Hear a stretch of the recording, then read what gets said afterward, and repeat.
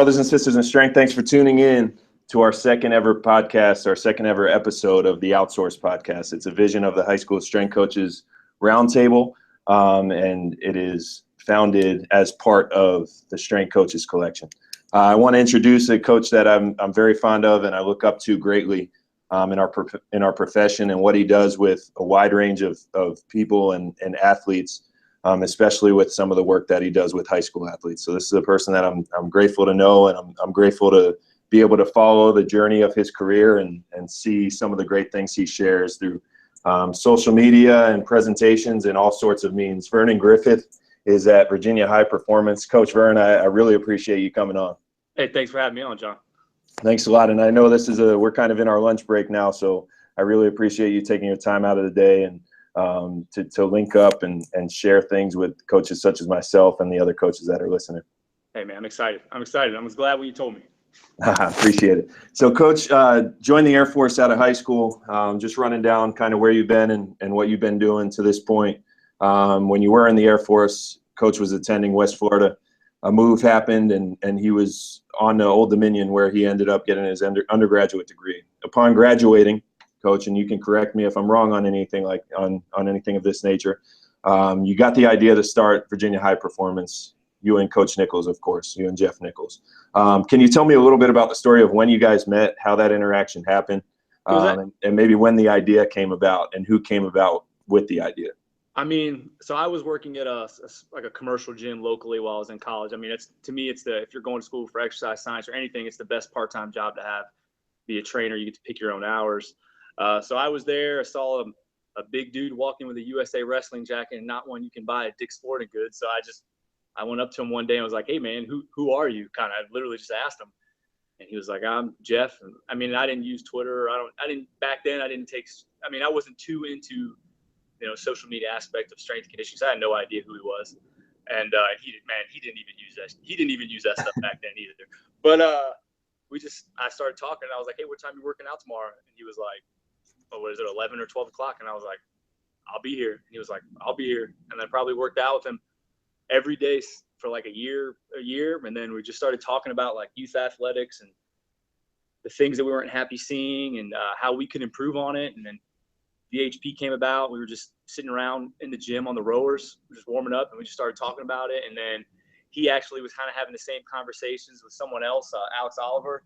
And then from there, I mean, we're just from staying up all night, sitting around his kitchen table, talking about how we were going to do it, to the PowerPoints. We were actually just joking today about, we got some big things coming here, just how far we've come in 2 years. It's crazy, but it's all off just that one day, just asking some random dude, did he want to work out? That's how I got where I'm at. It's crazy. That's awesome. I'd like to be a fly on the wall in one of those conversations. I was able to meet Coach Nichols in Nashville this past, I guess it was a couple weeks ago at this point, and it's unbelievable that, number one, you two guys are working together. To imagine the knowledge that's being shared on a daily basis, but also the impact that y'all are having there is really, really impressive. And it's exciting, and it's certainly enlightening and motivating for myself to see. And I think probably a lot of high school coaches could relate. So I appreciate all you guys do there. Coach, I want to know, obviously that's going to be a person, I would guess, Coach Nichols, that certainly inspires you and has influenced you in your career. Oh, yeah. Could you give me a couple other people or a couple other instances that have influenced you and gotten you to the point where you are today? I mean, to me, probably one of my favorite stories is when I was in college. Probably it was my first semester out of college, or out of the military into the real world, I guess you would say, with all the young kids. And I had lab from 6 a.m. to 9, lecture from 9 to 12, and then voluntary lab from like 2 to 4. It was a hell, Monday through Thursday. But I learned those lectures. I know that stuff still like the back of my dang hand. But I remember I sitting down with one of my Dr. Stevens from ODU one time, and he just pulled me aside and in his office, and he was like, what was my plan to be? And I was like, I want to work with youth athletics. I didn't really have that role model when I was in high school. So I would like to be that. I would like to, change kids' lives. That was my goal. And he was like, well, you're too smart for that. You should go to PT school. And I was like, well, why can't I bring that sort of mentality to the strength and conditioning world? And he just totally shot it down. And I was like, one day I'm going to come back and we're going to have this conversation again. And he was like, I hope so. And I'm still waiting to call him back on that. I haven't called him back yet, but I will. I will. You've got some great things still ahead that I think you can kind of compile a list that you'll bring back to them in a few years, I'm sure, just seeing the trajectory of what y'all have going. That's awesome. What about some other people that are influencing you either today or in the past, some people maybe in the profession that maybe somebody doesn't know about, or maybe some names that we're familiar with but don't necessarily know how to get in contact or who that person is? Yeah, I mean, I've been very lucky to be where I'm at. I mean, between all the connections with Sore Next to being able to talk to, John Sullivan's great. To me, when it comes to strength and conditioning, I kind of look at it a little bit differently. I like that, not necessarily the lifting the weights and everything, but getting that outside perspective. A great coach that I think no one knows about, and he doesn't have a Twitter or nothing, or I'd boast about him more, but his name's Ken Wong.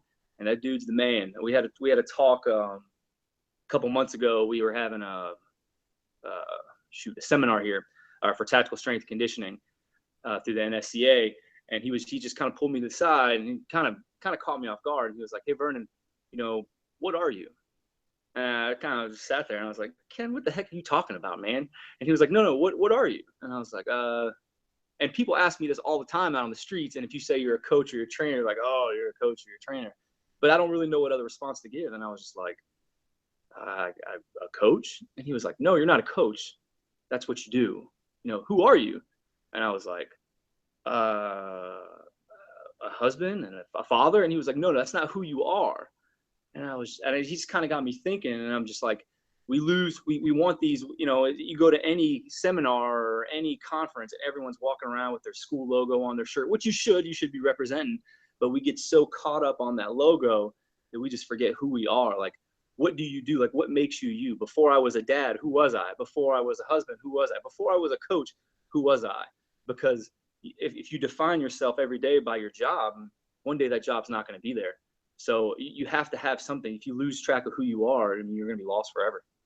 That's tremendous. I appreciate that little story. Let's talk training a little bit. And one of the things that I appreciate most about this talk is in lining up some of these questions. Coach Griffith and I were talking, and he had an interest so much, not necessarily so much greater, but certainly wanted to talk about things as far as character development and culture development that I just thought was unbelievable, and it's just a testament to the person that you are, Coach. Let's get into some training talk though, and some progressions and hearing what you do. Okay. The way I like to break up some of these questions, so just bear with me as I run through it. I like to break it into segments. So I like to compare it to a school day and what kind of us high school coaches are going through on a daily basis, and then we relate it to what the question is. So the first segment is a morning commute segment. It's about a progression and sort of a roadmap for your athletes. How do you, knowing that you work, and I know maybe I didn't say this on the front end, but Coach also works with Bishop Sullivan, which is a local high school.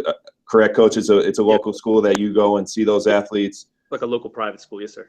Okay, so do they come to you or do you go to see them? I go to them. Okay, excellent. So I want to hear how you train individuals at VHP and how you train individuals at Bishop Sullivan, and if there's any differences there or if there's not.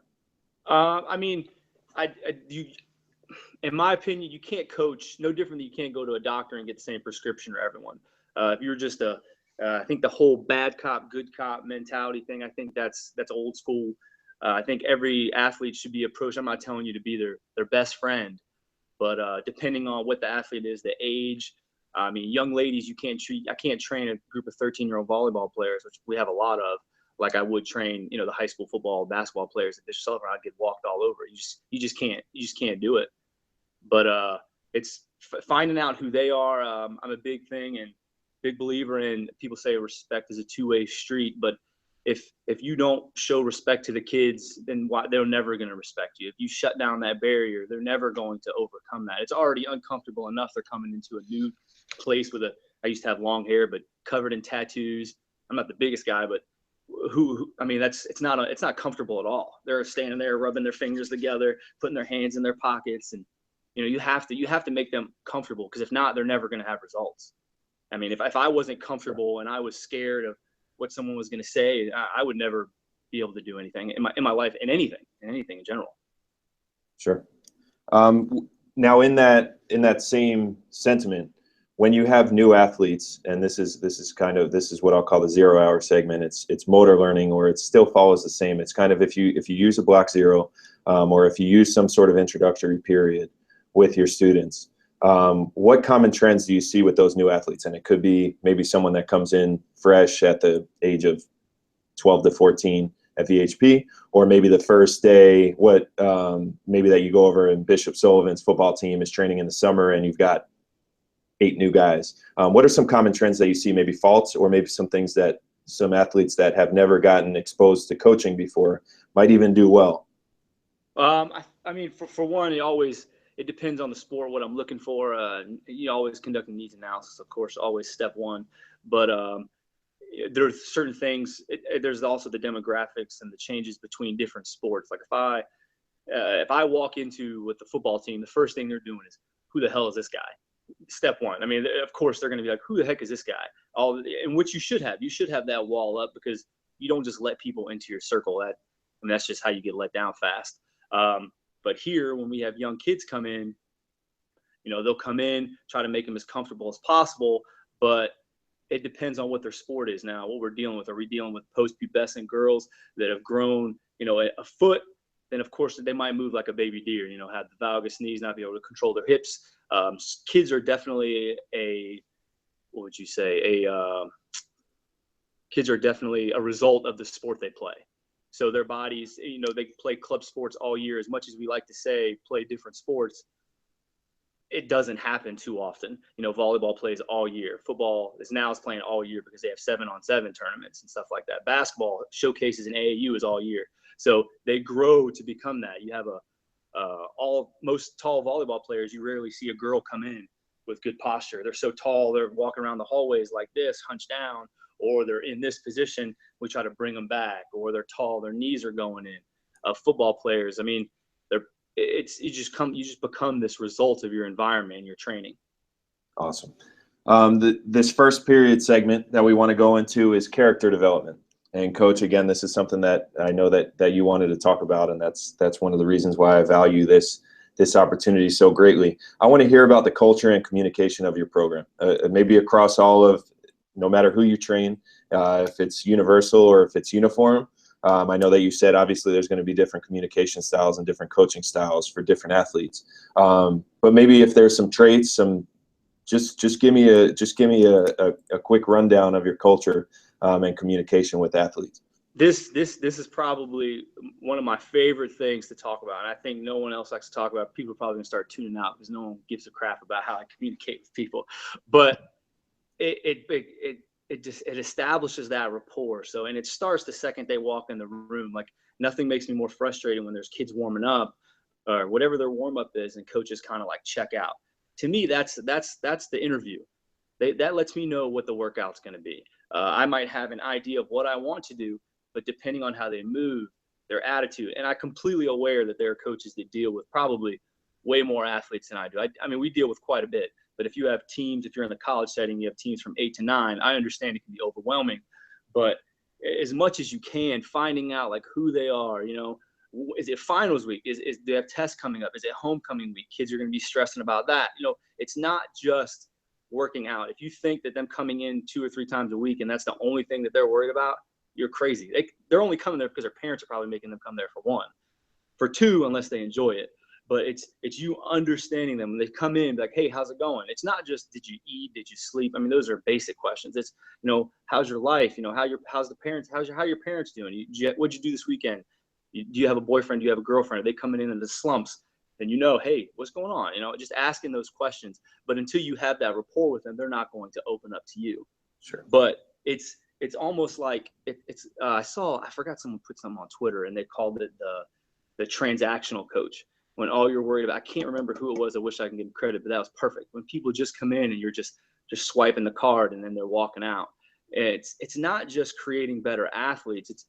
It's we're making better dads. We're making better moms. We're making better coaches. We're making better husbands and wives. It's you instilling into them this culture of winning, of success, of confidence. If you want to get a young girl confident, you put a bar in her hands. If she can be successful with a bar in her hand, and there's nothing better than that. I tell all my girls all the time, I want calluses on your hand. And you never date a boy with less calluses than you. You walk the line, and I to me, it's powerful when you have a girl overhead with a bar, a 13-year-old girl, and she's like, holy crap, how did that bar get there? And you just see their eyes blow up. Or pull-ups. Why do we do pull-ups? I do a lot of pull-ups with female athletes. Why? Well, it's a great exercise for back, but also they will never forget that one day that they did a pull-up. If I ever deadlift 600 pounds, which I probably won't, I'll never forget it. But that girl that does that pull-up 10 years from now, she'll be talking to her kids or her friends, and someone will be doing a pull-up. She's like, I did one of those one time. She'll never forget it. And to me, that's what it's about. It's not – I mean, I see an athlete maybe 2 or 3 hours a week, sometimes 4 if I'm at school like Bishop Sullivan. But that's such a small microcosm of their life. I mean, if you can impact them that way, and that'll last forever. That mental aspect, it lasts. I mean, that's way more important than the physical aspect. That's awesome. Thanks, Coach. Getting off topic a little bit, lunch break segment. I want to hear, I'm a music guy, so is there any musical artists that you are absolutely going to hear? If I walk into VHP tomorrow, or if I walk into Bishop Sullivan's weight room tomorrow, that if you're in there and you have control of the playlist, that artist is going to be on it. Man, I don't even know where to begin with this. I am all over the place with music. I mean, we take it back old school, Jay-Z, Blueprint, Black Album, Kanye West, Late Registration, College Dropout, or to new stuff. I'm a huge Revolution, Expendables, Iration fan. If it's in the summer, I mean, you got to listen to country music in the summer. But people think I'm weird when they see me. I mean, I'll listen to Taylor Swift. I mean, to me, it's just, I'm not a metal guy. I'm not into screaming music. But to me, music is it's a comfort. Like, I like a beat. I'll listen to the same song over and over again. But it doesn't, I'm not the listen to screaming music pumps me up kind of thing. If anything, it becomes like a distraction. And that's the last thing I want to do is become a distraction. Gotcha. Do y'all have a Spotify playlist, or do you have one that you stick to that you? Man, I got a couple. Yeah. I don't know if I'd be a little embarrassed to probably share some of them. Oh man. No, I'm just I'll kidding. have to find it then. But I mean, Cage the Elephant is kind of like my go-to because many kids like it. And the only music you can get anyone to agree on is no music. But it kind of feels like Cage the Elephant. It's kind of rock. It's kind of hip. I mean, I like it. My daughter likes it, so we listen to it all the time. Awesome. Appreciate that, Coach. Going to the study hall segment, some professional development and advice. What are some things that you thought were right at one point in your career, but have since changed your mind on? This has kind of been my wave as a coach. I kind of rode in on this wave of I want to be a strength and conditioning coach. I want to work with athletes. So you go on YouTube and you type in strength and conditioning coach, and you see all these great videos of guys working out. You're like, oh my God, that's what I want to do. That's so cool. And then the more education and more people I've learned from, I'm like, I don't know. But I still take something from that because I'm like, that's not what I want to be. But at the same time, I've taken something from everyone. But you probably heard of him, Cal Dietz.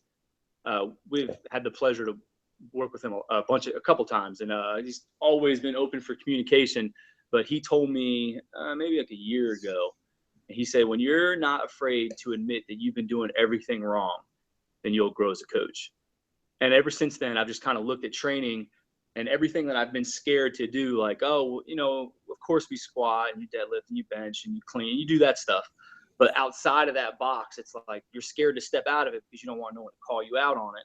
But the second, like when we have our interns in here and they say, there's no wrong answer. As long as you can give me a why, then I'm okay with it.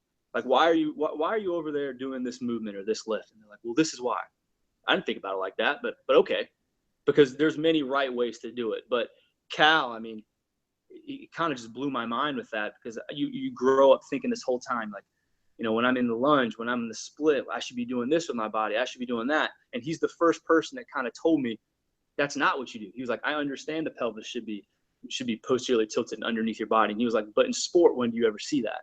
And I was just kind of looking, and you watch the old videos of Barry Sanders and how he's always knees past his toe and he's always this, and you're just like, why the hell did we get away from that? Like, at what point do we just say, textbook says this is how we're going to train, and then sport happens and it is not that at all.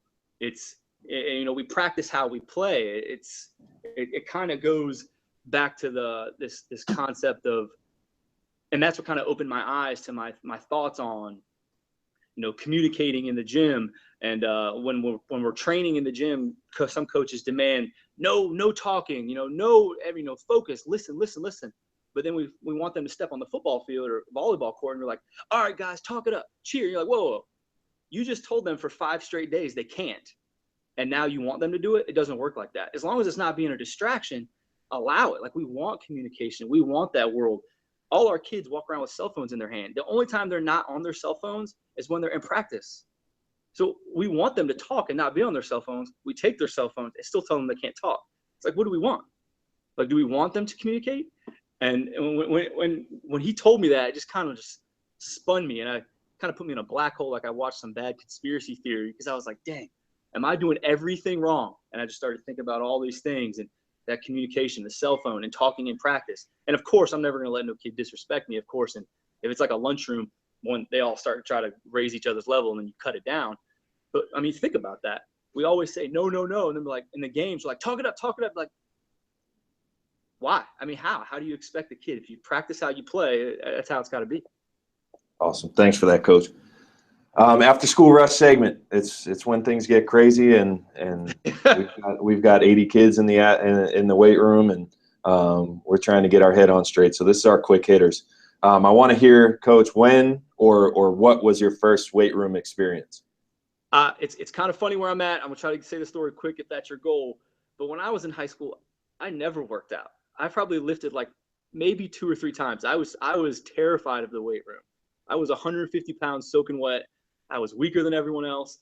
I don't even know how I played sports. I guess I was surprisingly athletic, which is, if you ask my athletes, is crazy. But I didn't do it. I avoided the weight room at all costs. I would go into the trainer's office and say, Coach, hey, what was his name? Scott. I pulled my groin, man. And I would just sit there on the basketball court with ice on my groin. I was scared to go in that weight room. And I'm first to admit it. When people I went to high school would see what I'm doing now, they're like, what the hell? Like, how? Like, that doesn't even make sense.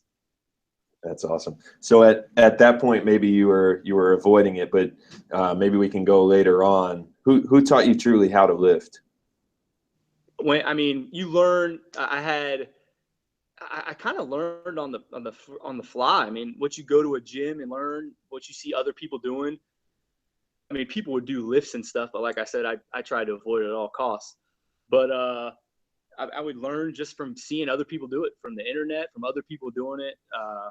I learned a ton from like Jeff, but I didn't get anything from a textbook. I just kind of saw it, researched it, YouTube. I mean, the information's out there. It's just how bad you want to find it.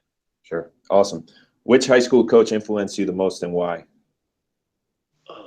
I mean, I don't know. I've had a couple good coaches, but the high school I went to, it was almost like, not saying it wasn't the best high school, but I really didn't have like this mentor that just like went out of their way to help me. I mean, there's some good guys, don't get me wrong, and they're great, but that's kind of put me where I'm at now. Is I didn't have that one guy to just grab my hand and just say, let's go. I'm going to show you the way. Like, I'm going to help you. And that's kind of what propelled me to where I'm at now. Is I know what it's like to not have that guy, so I want to be that guy. That's awesome. What's your greatest memory from high school sports? When it comes to my greatest memory, I'd probably say the first time I got the wind knocked out of me in football. I never played varsity football. My first time, and I was playing scout offense. And remind you, I'm a 150, maybe 40, soaking wet, freaking plain Tony Dorsett face mask, huge shoulder pads, no idea what I'm doing, big bulky cleats, and my mom probably got from Walmart, who knows. And coach sends me on a halfback toss or sweep, and he tells, before the play, I'm lining up shaking at tailback. He goes, all right, defense. And these dudes are monsters back in my high school. I mean, I don't know what happened, but those kids were way back then, or maybe it feels like that. And he was like, all right, guys, the team we're playing is Hampton. We're going to run a halfback toss. And I come swinging around, and he says, all right, we're going to call the play. So he calls the play. I come swinging around. And dude lays me the hell out. And I just remember that was the first time I was like, I'm going to die. Like, this is it. And he just caved me in. The second the ball touched me, I pretty much could have put a chalk line on the ground. But I've had a bunch of good stories, primarily me getting knocked out, primarily. Awesome. But that was probably my first, here's the real world for you moment. That's awesome. Good stuff. Coach, what I like to do is, especially since I kind of aim this conversation, I'd like to give you the opportunity to kind of just, you could take 30 seconds, you could take 30 minutes. I'm sure if someone gets tired of it, they'll just shut it off. I want to just let you have the last word. If there's any thoughts that you have on the industry, thoughts on the profession at the moment, thoughts on life, a shout out, a call to action, whatever you want it to be, I want this to be your opportunity to do it. Where do I start? I'll have my one piece of advice, and then for anyone who gives a crap about my advice, not saying that it means anything, but for one, any young strength and conditioning coaches, or you don't even have to be a strength and conditioning coach. I learned more that who said it? Eric Cressy. If you can bring more to the table, that you'll get more out of that. It's not just being a hammer. You need to be a screwdriver or wrench. So, I mean, ATC, sports psychologist, that's kind of a big thing that I'm been looking into lately. But any young coaches that ever want to reach out and, communicate and ask questions. And I'm always looking for other young coaches to bounce ideas off to talk to, because, I like the younger, this new wave of strength coaches that are rolling in. It's refreshing because everyone, it's almost like this energy of people like doing more and caring and trying. And I freaking love it. But my one thing would be, I hate it when parents and coaches and everyone, when kids are about to graduate high school and they're like, what are you going to do with your life? What is your plan? And so many kids come to me and they confide in me and they're like, Coach, what am I going to do? And I'm like, do you understand that 10 years ago, if you told me that I'd be doing what I'm doing now, I would have laughed at you. There's like, you can, but then you always plan for that plan to change. Like you never hold your feet to that fire. Like kids, we forget the fact that they're 17 and 18 years old and they have to raise their hand to go to the bathroom. But then at the same time, they have to make a decision that's going to affect the rest of their life. Like, where's the disconnect? I mean, developmentally, they're not even capable of formulating that sort of decision yet. We don't let them vote because they're not capable of formulating that decision yet. But now we want them to decide their basically life. Like, what are you going to go to school for? I don't know. Figure it out. Figure it out along the way. Don't be so, I made this decision that I'm going to go here or I'm going to do this. And then like, well, what if so-and-so? No, you can always change. You always plan, but then you always plan to change because that's life. You got to be fluid, no different than program development. It's never rigid programs are great, but if you're not fluid and you're not this amoeba of changing, I don't know how you succeed because life is not rigid. Life is fluid. Life is this amoeba of energy that one day it's here, one day it's here. So people need to just relax, accept change, stop being so worried about your plans or what you have written down on paper. Like, allow the change, be the change.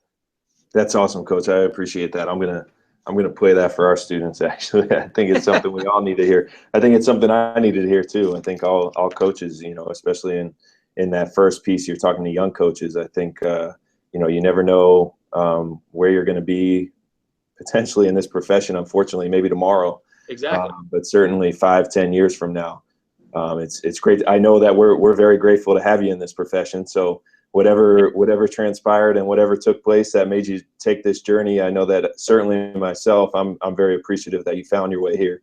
But I know I speak for a lot of coaches on that. So, Coach, with that, thank you for all you do for the profession, and thank you so much for being on this podcast. It's been a pleasure, man. Thank you. Appreciate it, Coach. Yes.